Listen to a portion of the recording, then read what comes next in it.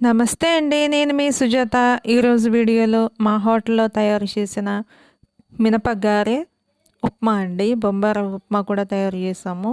ఈ 3 కేజీల ఉప్మా తయారు చేసాము. అలాగే 250 గారె అయితే ఆర్డర్ వచ్చిందండి. ఈ ఆర్డర్ అయితే ఉదయం 10 గంటలకల్లా చేయమంటే చేసేసి ఇచ్చేసాము. మా హోటల్‌లో బేరమంతా అయిపోయిన తర్వాత అయితే ఈ గారె, ఉప్మా తయారు చేసామండి. గారెలో కూడా చట్నీ ఇచ్చాను. చట్నీ తర్వాత అల్లం చట్నీ కూడా చేసాము. టిఫిన్ ప్లేట్లు, గరిటెలు కూడా ఇవన్నీ రెడీలో పెట్టేస్తే వాళ్ళు వచ్చి తీసుకెళ్లారండి. గారెకి పప్పు అయితే తెల్లవారుజామున మేము లేసినప్పుడే 4 గంటలకే నానబెట్టేసాము. 4 కేజీల పప్పు అయితే నానబెట్టానండి. 4 కేజీల పప్పు నానబెట్టేసిన తర్వాత మా హోటల్‌లో బేరమైన తర్వాత ఈ పప్పును శుభ్రంగా 4, 5 సార్లు కడిగేసిన తర్వాత గ్రైండర్‌లో వేసేసాను. ఈ 4 కేజీల పప్పు ఒకసారి ఆడేసానండి. మాది పెద్ద గ్రైండరే కాబట్టి నలిగిపోతుంది.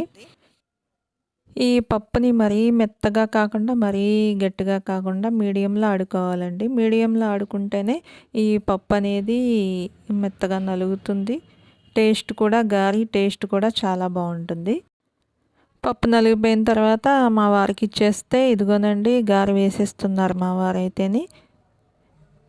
ఇదిగో నేను ఉప్మా చేసేలోపు మా వారైతే గారెలాగా వేసేసారండి. ఇది హోటల్లో వేసే గారె సైజే కాబట్టి ఇవి కేజీకి 70 దాకా వస్తాయండి. అందుకని 4 కేజీల పప్పుకి 280 దాకా అవుతాయి. అందుకని మేము ఇచ్చేది వాళ్ళకి 250 గారే కాబట్టి సరిపోతాయి. ఇదే సైజ్ చేసాము. ఉప్మా కూడా నేను తయారు చేసేసాను. ఇవన్నీ సర్దుంచేటప్పటికి వాళ్ళు వచ్చి తీసుకెళ్లారండి.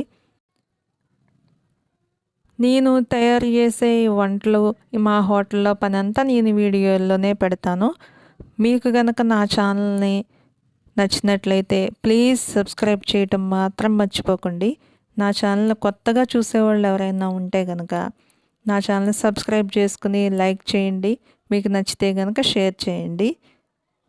వీడియోని లాస్ట్ వరకు చూసినందుకు థ్యాంక్ యూ సో మచ్ అండి. మళ్ళీ నెక్స్ట్ వీడియోలో కలుద్దాం. బాయ్ అండి.